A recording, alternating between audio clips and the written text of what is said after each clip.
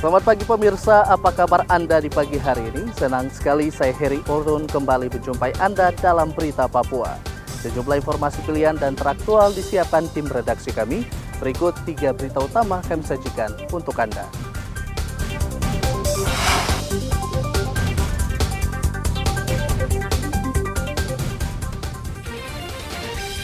TNI dan Polri berhasil evakuasi 3 jenazah korban penembakan KKB di Pegunungan Bintang. Razia minuman keras oplosan di 3 kampung di Merauke, polisi temukan puluhan liter miras.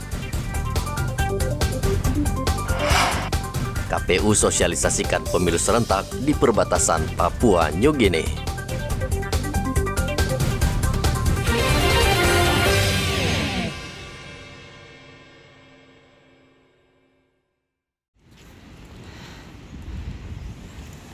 Aparat gabungan TNI Polri dan Polres Pegunungan Bintang Rabu kemarin berhasil mengevakuasi 3 jenazah korban penembakan KKB di Kampung Mangabib, Distrik Oksem, Kabupaten Pegunungan Bintang.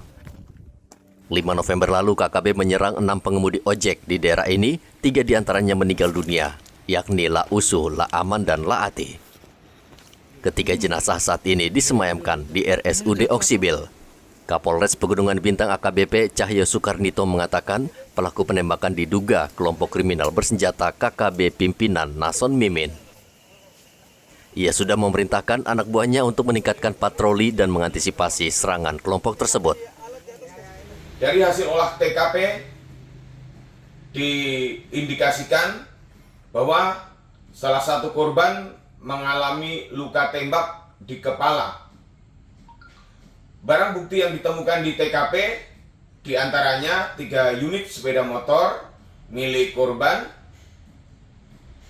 2 butir selongsong peluru kaliber 5,56, 2 butir peluru kaliber 5,56, pipa besi sepanjang 50 cm. Kendala dan hambatan yang dihadapi tim gabungan adalah medan yang sulit menuju TKP dan juga salah satu di TKP penemuan mayat itu berada pada jurang sedalam 25 meter. Namun berkat kerjasama dan kerja keras, tim gabungan dibantu oleh masyarakat setempat. Pada pukul 16.20,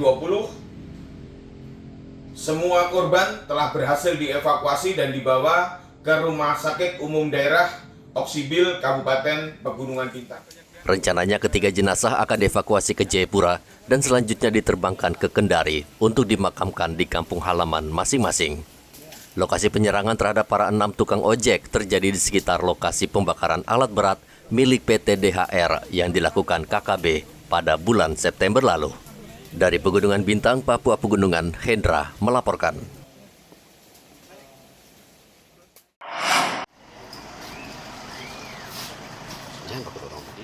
Empat tersangka pembunuhan warga Nduga di Timika Agustus lalu akhirnya diserahkan ke Kejaksaan. Penyerahan keempat tersangka mendapat pengawalan ketat polisi. Polisi juga membawa barang bukti yang digunakan pelaku untuk membunuh korban. Kepala Kejaksaan Negeri Timika Sutrisno Utomo mengatakan dalam waktu dekat keempat tersangka akan disidangkan. Menerima penyerahan tersangka dan barang bukti dari Polres Timika perkara yang mutilasi tadi. Ya, untuk secepatnya nanti kita akan limpah ke pengadilan dan disidangkan perkaranya. Itu tempat langsung dengan barang bukti kan? Iya. Rencana akan disidangkan kapan, Pak? Ya, dalam waktu secepatnya lah. Sudah rampung baru kita limpah. 4 tersangka yang diserahkan yaitu Roy, Jack, Dul, dan Umam. Mereka berperan sebagai pembunuh di lapangan. Dari Mimika, Papua Tengah, Igobat Momolin melaporkan.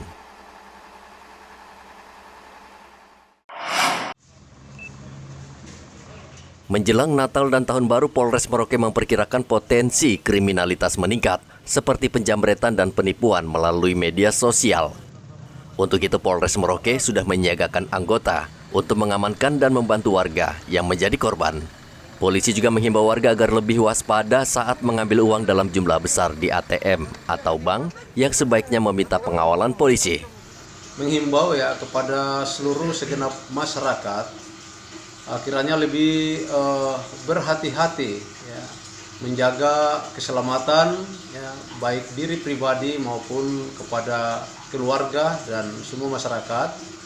Kenapa? Karena saat-saat ini maraknya ya terjadi suatu kejahatan-kejahatan ya, baik itu di jalanan berupa jamret ya, sehingga kita menghimbau pada saat keluar rumah ya, semua hal harus diperhatikan, terutama ya pada saat mengendarai kendaraan roda 2 kepada ibu-ibu khususnya ya, supaya lebih berhati-hati. Mengingat dekatnya tahun baru, kadang-kadang kecelakaan itu meningkat dan juga kejahatan-kejahatan ya, sering terjadi. Oleh karena itu sekali lagi dihimbau kepada seluruh masyarakat bahwa kita sebaiknya lebih memperhatikan keselamatan ya, baik itu diri sendiri dan juga kepada orang lain, atas jangan sampai terjadi suatu kasus atau kejadian yang terjadi pada diri kita. Belakangan ini penipuan melalui media sosial semakin marak. Tidak sedikit korban yang datang melapor ke kepolisian dengan kerugian material yang cukup besar. Polisi meminta warga lebih cerdas menggunakan medsos dan tidak mudah terpancing dengan berbagai bujuk rayu di media sosial. Muhammad Ridwan melaporkan dari Merauke, Papua Selatan.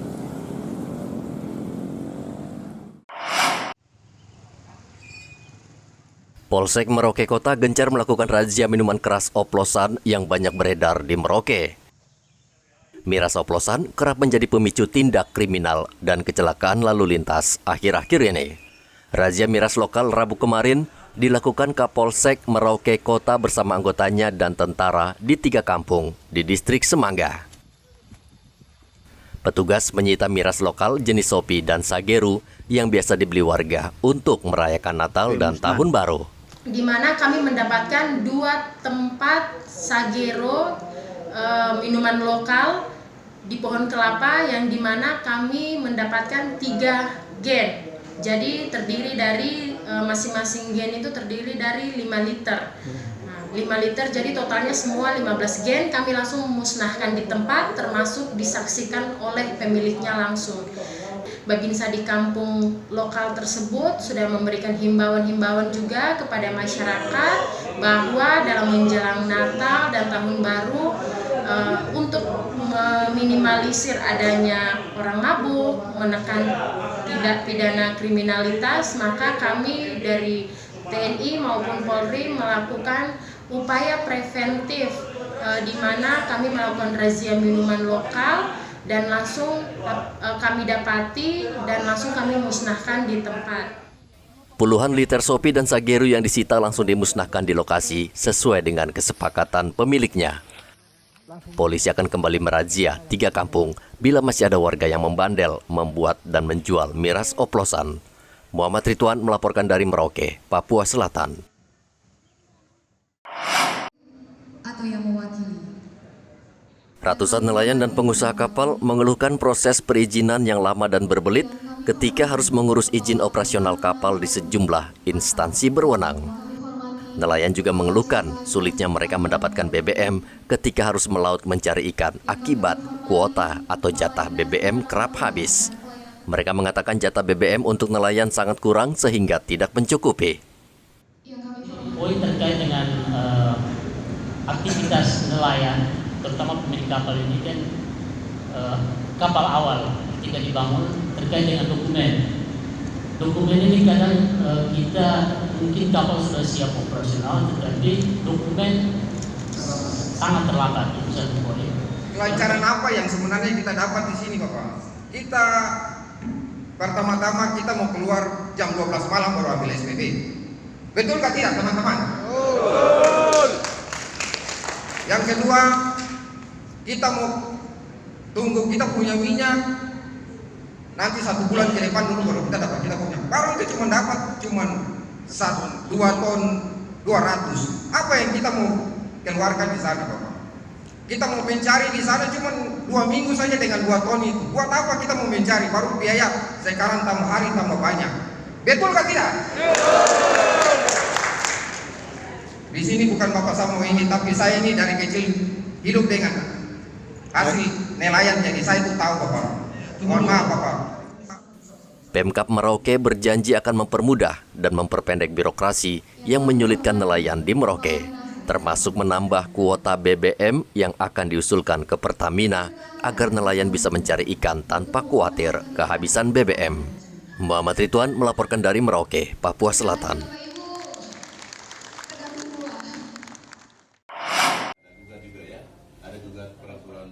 Dewan Pengupahan yang terdiri dari Dinas Ketenagakerjaan Kabupaten Mimika dan Badan Pusat Statistik menetapkan upah minimum kabupaten tahun 2023 untuk Kabupaten Mimika sebesar Rp4.400.000.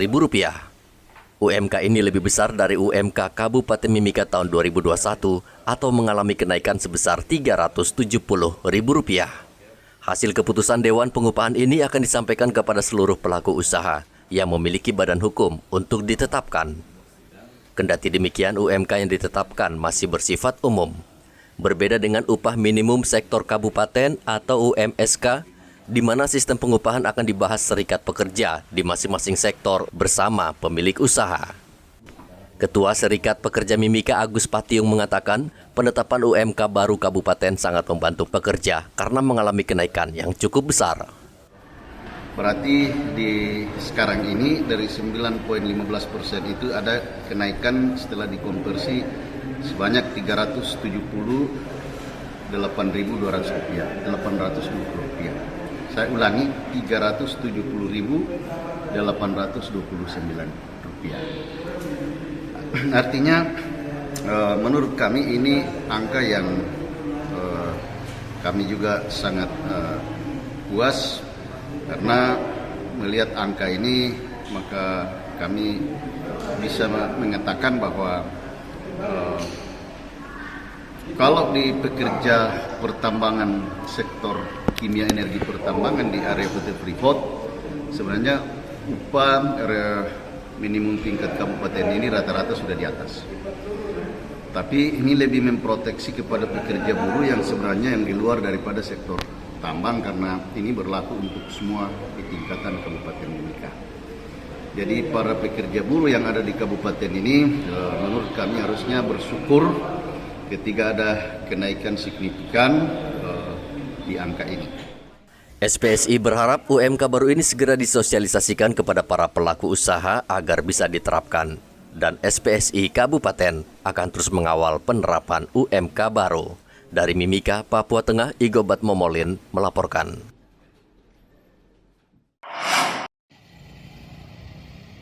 Untuk meningkatkan angka partisipasi pemilih pada pemilu serentak tahun 2024 mendatang, Komisi Pemilihan Umum KPU Provinsi Papua melakukan sosialisasi di berbagai daerah di Papua. Salah satunya di kawasan Pasar Perbatasan Negara, Disko, Distrik Moratami. Sosialisasi kali ini dilaksanakan untuk memperkenalkan berbagai tahapan pemilu yang dilaksanakan pada 14 Februari 2024.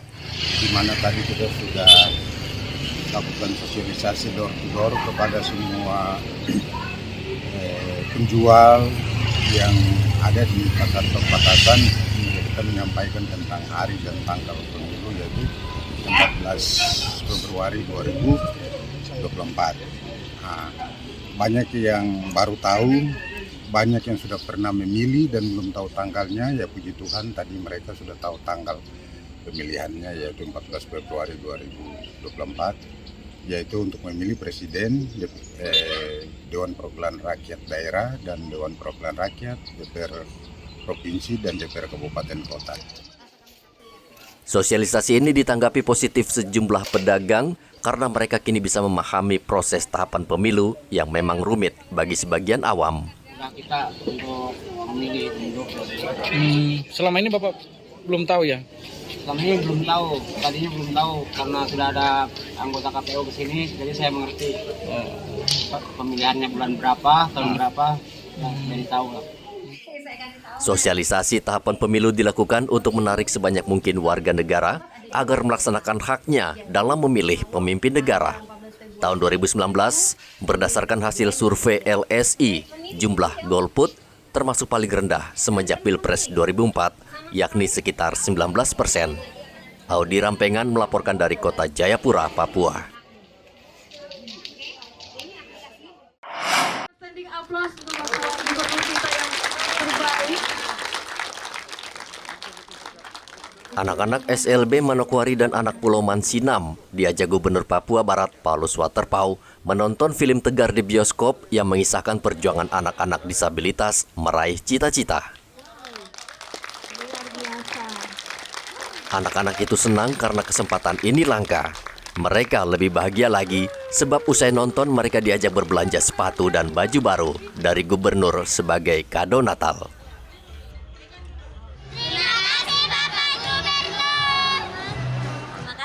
Mantap. Terima kasih. Mantap. Gubernur Papua Barat Paulus Waterpauw berpesan kepada anak-anak di Papua Barat, khususnya bagi mereka yang berkebutuhan khusus, agar tidak patah semangat, namun tetap berjuang dan optimis dalam menjalani kehidupan. Acara seperti itu kalau ada waktu ya, biasanya saya panggil mereka. Kemarin di pantai pendaratan kapalnya apa namanya? Itu dari teman-teman dari Ikatan Keluarga di Kasuara, Ikatan Sunda dan Jawa. Mereka bikin acara, ketika saya mau sambutan, ya saya lihat begitu. Coba saya minta anak-anak usia sekian naik ke sini, rame. Pertanyaan cuma simpel saja, saya mau ucapkan Pancasila. Dan itu kemarin di Papua juga di Manado, di Sorong juga. Saya lakukan hal dengan inisiatif incidental, hanya untuk memberikan sebuah shock mereka bahwa mereka punya orang tua, kita ini orang tua mereka ya. Hadir juga memberikan sebuah penghargaan tidak tanggung gitu. Ya, seperti orang yang dikasih buku dan sebagainya jadi normatif. Tapi kalau saya yang bermanfaat bagi mereka. Kepada anak-anak, Gubernur menceritakan kondisi anak-anak di Manokwari Selatan yang sangat memprihatinkan. Ia meneteskan air mata karena sebagian besar mereka putus sekolah karena tidak memiliki biaya. Rencananya Pemprov Papua Barat akan menggelar nonton bareng bagi seluruh anak sekolah di Manokwari agar mereka bisa mengambil manfaat dan belajar dari perjuangan anak-anak SLB di film Tegar. Edi Musahidin melaporkan dari Manokwari, Papua Barat.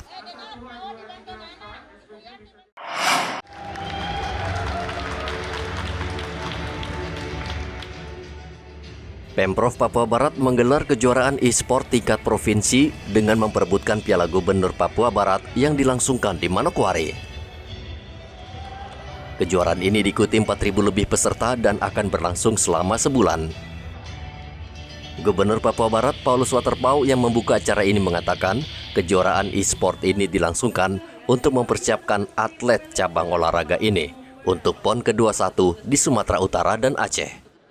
Paulus berharap ajang ini bisa mengembangkan potensi anak muda dalam menyalurkan kemampuannya. 4.205 orang anak milenial yang mendaftarkan diri dan kemudian beraktivitas. Artinya mereka punya ruang ada di situ. Mereka tidak kemana-mana.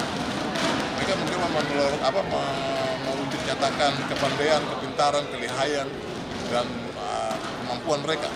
Nah, ini bagus. Saya bagus. Jadi artinya kita bisa paling tidak minimal ya. Di antara sekian jumlah pemuda, ada anak milenial, sudah ada anak-anak kurang lebih 4.000 ini sudah punya frame yang positif, pikiran yang baik. Dan mereka mau tunjukkan kelebihan mereka itu. Nah itu bagus. Saya tadi dalam amanah juga mengingatkan mereka untuk paling tidak tunjukkan kemampuan mereka di lomba ini.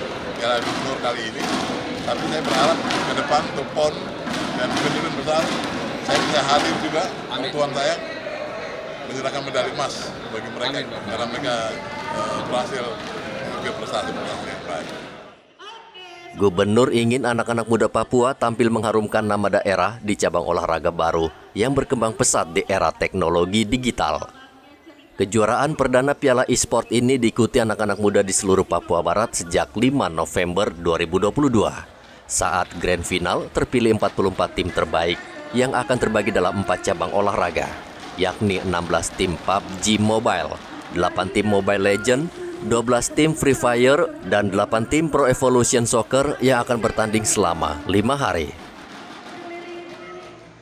Sementara itu di Merauke, Rabu kemarin digelar turnamen bola basket Bupati Cup yang dibuka langsung oleh Ketua PBSI Merauke. Turnamen akan berlangsung selama sepekan. Setelah sekian lama vakum, turnamen Bupati Cup diharapkan mampu kembali mengukir prestasi. 21 untuk putra, 5 tim untuk putri. Oh gitu. Terus 2 tim dari Asmat dan Bovendigo. Nah ini selama berapa lamanya langsung?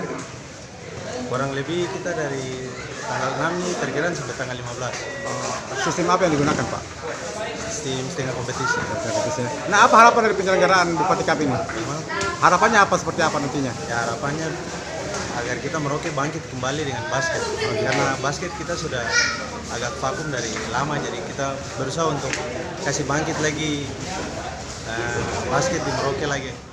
Turnamen ini juga sengaja digelar untuk mencari bibit atlet muda yang akan diikutkan dalam PON 21 di Sumatera Utara. Edi Musahidin dan Muhammad Ridwan melaporkan dari Manokwari dan Merauke.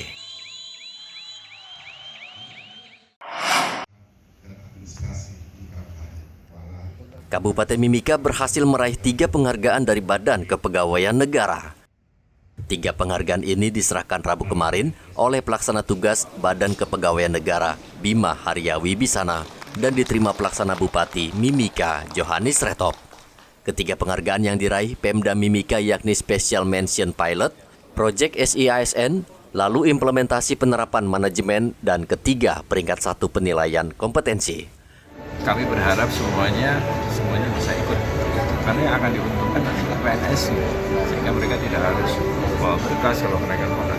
Saya ingin mereka tidak perlu berpikir mengenai administrasi kepegawaian tiba-tiba naik pangkat, tiba-tiba kalau pensiun dapat SK-nya pensiun, nggak perlu harus diurus gitu. Nah itu hanya bisa dilakukan kalau kita menerapkan digitalisasi dalam sistem.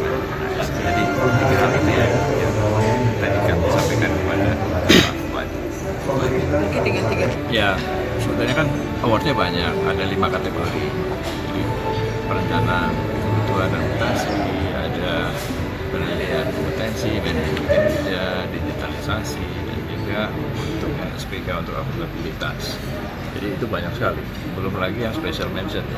Special mentionnya banyak. Jadi ruang untuk memperbaiki diri ke depan itu masih terbuka luas. Pelaksana Bupati Mimika Johannes Retop mengatakan penghargaan ini merupakan suatu kebanggaan, namun sekaligus juga menjadi tanggung jawab besar. Ia meminta kepada seluruh pegawai bekerja lebih baik lagi dan semangat menjalankan tugas sebagai abdi negara. Diberikan oleh BKN award ini bagi kita kabupaten ini bukan merupakan sebagai sesuatu yang harus kita langsung, tetapi harus menjadi momentum bagi kita untuk memperbaiki lebih baik lagi kinerja kita. Tadi Bapak Kepala BKN bilang bahwa sebenarnya masih banyak award yang ada. Mari kita mulai. Sekarang baru dapat 3. Kita mulai perbaiki lagi. Ada yang dapat nomor 2, kita buat jadi nomor 1.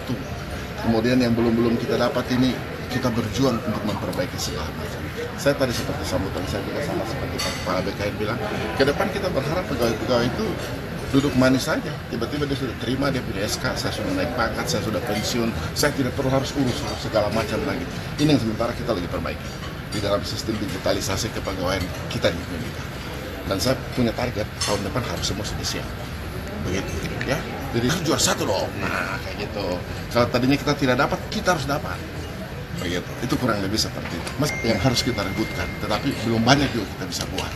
Tadi beliau bilang bahwa kita satu-satu lah, ya.